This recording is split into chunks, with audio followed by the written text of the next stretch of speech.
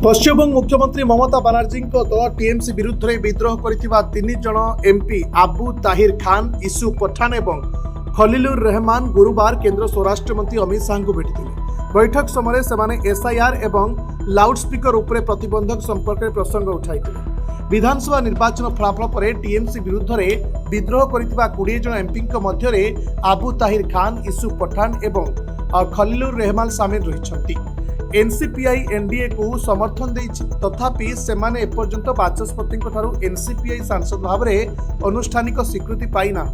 सांप्रतिक report रे दाबी करा जायछि जे संख्यालघु बहुल निर्वाचन मंडली विजय होइतिबा अबू ताहिर खान, यूसुफ पठान और खलीलुर रहमान एनडीए भितर असहज और ममता बानार्जी दल को फेरी पारत। तथापि मेंटर अन्य सांसद माने ए कल्पना जल्पना को खारज करिछन।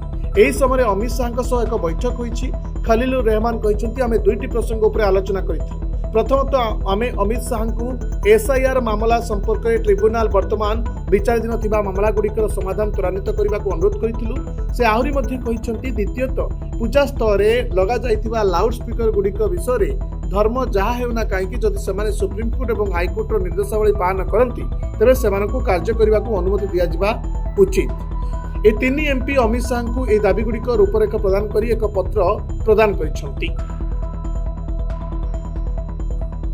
Report Dinalipi live.